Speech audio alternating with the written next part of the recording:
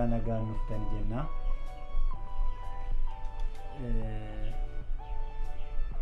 Haa ta'u gaa yeroon kun yeroo rakkisaa akka ta'e namni hundumtuu nuun beeka.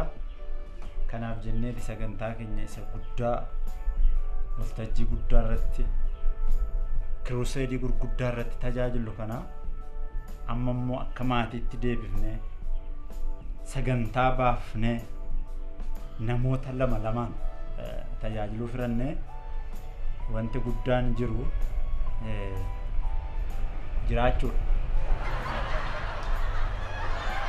jiraachuutu caalfamne. Wanti guddaan jiraachuudha.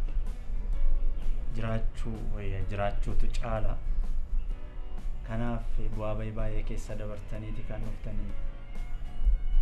Kan na dhibu tokko yeroo dargaggummaa kanatti dargaggoonni akka keessanii hiyyamamtanii tajaajilamuudhaaf gaafa dhuftan gammachuu guddaatu nutti dhaga'ama. Maaliif iddoo tokko maalidha yedargaggeessaa lafuma miilli kee itti si geessu hundumaa dhaqee wanta hiji kee hargu hundumaa duukaas fiigi erga jedhee booddee deebi'ee maalidha garuma bunnee gaafa dubbisnu gaafa ilaalaa deemnu in deebitammoodha gaafa deebitu immoo waan gochaa turte sanaa fi gaaffiitu jira. Gaaffii jalaa ba'uu fi arra irratti hojjechuu qabna. Jireenya keenya irratti, namummaa keenya irratti hojjechuun dirqama. Kanaaf akkasitti iftan isinii amma yeroo isin asii baatan nama lamatu gala sa'aatii qabatanii sa'aatiidhaan kan tajaajila laannu. Kanaaf waa'ee yeroos jira.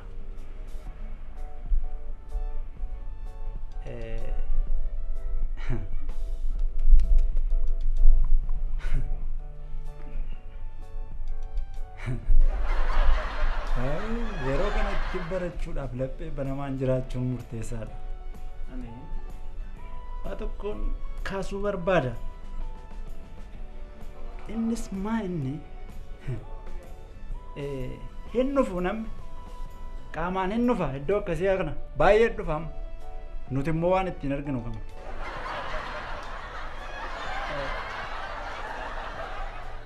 Jira waan ittiin adda baafnu laallee. Kanaaf waan dhuftaniif beektu dargaggoonni bara kana waan deemnuuf beenna in tajaajilamuun baay'eetti dadhabni dafqine namootatti dadhabna namoota tajaajilla namootaaf hojii hojjenna namoonni immoo itti fayyadamaa jiru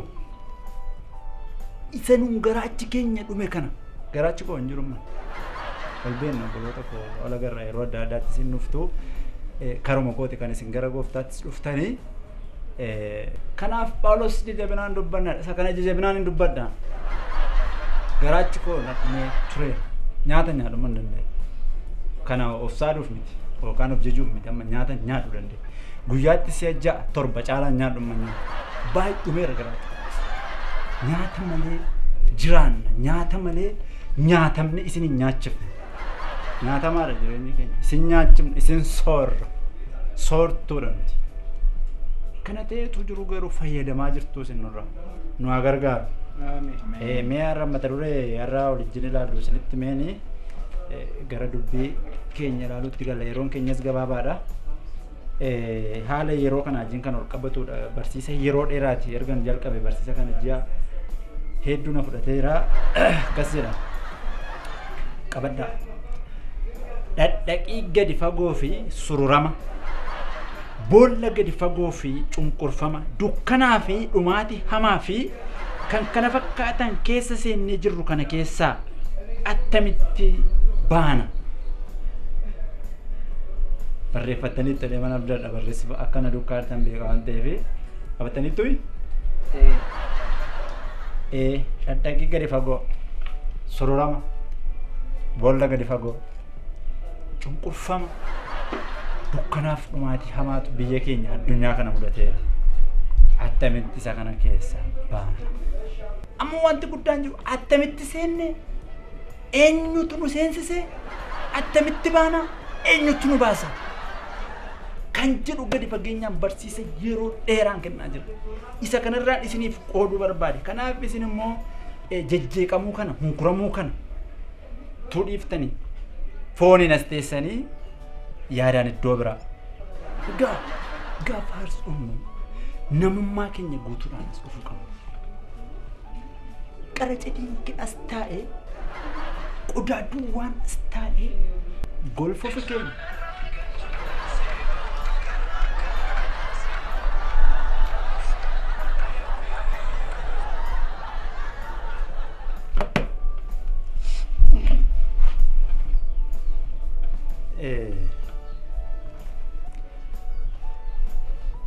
If mana godha malee anis dhalootuma si'anaati.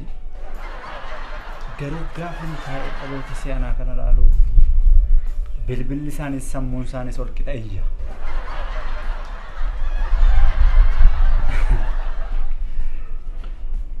Maaliif akka adeemu wallaaluudha. Sammummaa fi iyya duwwaadha waan ta'eef iyya. Waa tokkoon isinii kaasa. Amma qodaa lama burcuqqoo bishaanii lama tokkos keesse yookaan immoo qodaama duwwaa lama tokkos keesse isa tokkotti waa guuttee isa tokko immoo duwwaa isaa jira. Mee isa waa guutee jiru sanatti dhagaa darbadhu.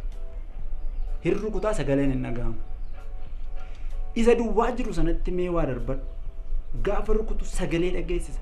Gaafa itti darbattu waanuma arge fuudha. Tuma gadi nammaa jechuudha. Maaltu isinitti gadi nammaa irra isin argitee qodaa duwwaatu iyya. Utuu guuttannee irra ta'e qodaa duwwaa miti utuu ta'e hin iyyu ture sammuun keenya bilbilli keenyas. Gaafa ol seentu miilla keellee eeggadhu. Eeggachaa irraa mee ofaa ilaalloo eeggachaan jiraayan eeggachaan jiraa'an manni bilbila jisiisuun manni bilbila cufachuu dhiisuun sagalee jireenya keenya.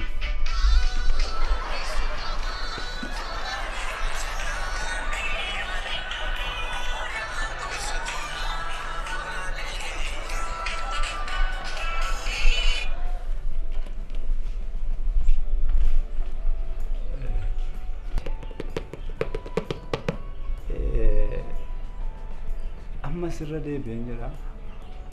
Qodaa duwwaan iniyya. Namaan jechaan jiran qodaadhaan hin jechaa irra.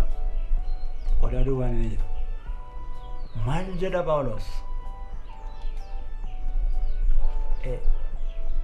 Isin maal ilaaluu yaatan irra? Jajjaba qilleensi raasuudhaa isin ijoollee lafa gabaananaa. Yesuus moo Phaawulos jedhaa? Kakuu haaraa keessa garuu Phaawulos jedhu Yesuus jedhu Indiriyaas as jedhu Simoon Phexros jedhu jedhameera. Maal ilaaluu yaatan isa? Mayoomittiin hojjetu kun. Maal olirraa bal'aa? Maal hojjeas dhuftumsa? Anaan ilaaluudha. Uffannaa koo kana ilaaluudha. Tajaajila koo ilaaluudha. Nama daaluudha. Kiyyoo gufuu ta'uudhaaf rakki dhaqii dhima keessa buuni kana keessa attamitti baana hedheetini kan hin barsiisuuf as jiru. Isin maal isarraan bartuu amma cufadhaa bilbila keessan saayilentii godhan maaf ol jenna maafi nu gargaaru. Rakkoon attamitti uumamaadha. Maaf hin dhageenyuudha maal rakkoon keeti. Maal hojii dhuftusi maal hojii manaa baatansi of eeggannoon qabu jireenya keessa yoo ta'e namummaan keessa of eeggannoon qabu yoo ta'e of tasgabbeessitanii ol seenuu dandeessa yoo ta'e maal buufachuuf. As dhufnee galle yoo beektumma isin dubbiftu hin qoranna. Gaggummaa keenya kana maalitti fayyadamaa irraa? Maal bilbilli Feesbuukii, Telegiraamii, Wi-Fi.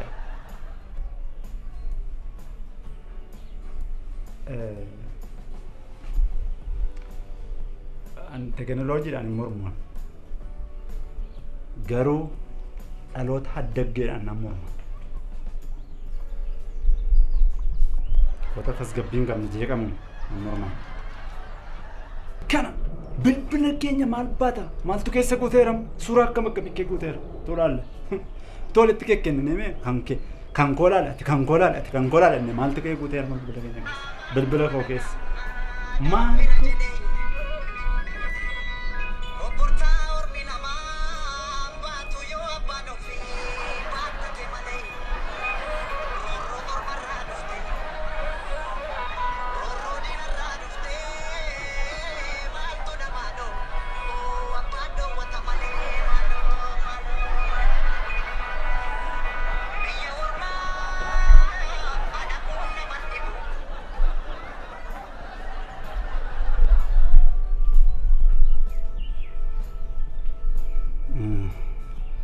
Waltajjiirra jira tajaajilaan jira tole dammaqu tole.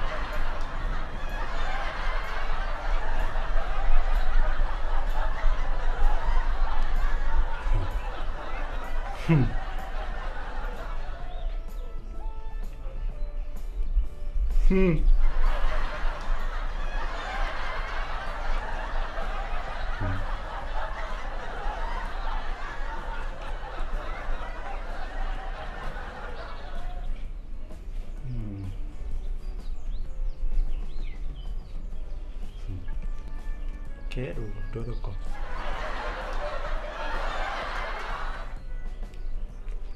Iddoo isaallee yaadadhu.